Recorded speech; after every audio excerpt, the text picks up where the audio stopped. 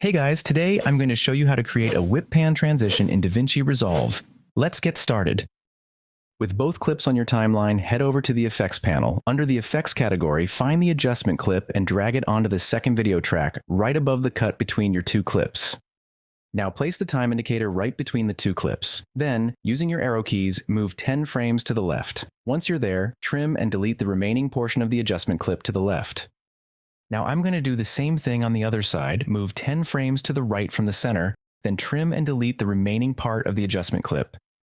Then select the adjustment clip and head over to the Fusion page. Now press Ctrl plus space, then search for the Transform tool, select and click Add to insert it. Next, open the Inspector panel. We'll be keyframing the position to create that whip motion. First, move to the start of the adjustment clip, then in the Inspector, click the keyframe icon next to center X and center Y to set your starting point. Now move the playhead to the end of the first video clip, that's 10 frames to the right from the start of the adjustment clip.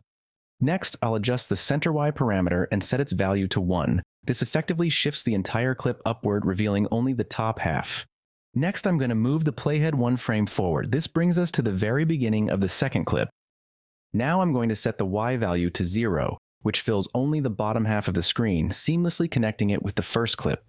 Next, move the playhead to the end of the adjustment clip and reset the Y value back to 0.5. This brings the frame back to its original center position. Now hit play, and this is what the transition looks like so far.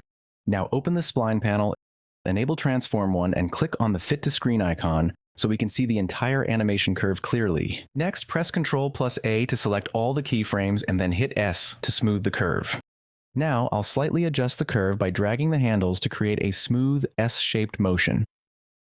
We still have some empty space on the screen, so to fill it, I'll head over to the Edges parameter and select the Mirror option. This neatly fills in the blank area. Next, I'll go to the Settings tab, enable Motion Blur, and set its quality to 10 for a smoother, more dynamic transition. Now let's jump back to the Edit page and see how our transition looks in action.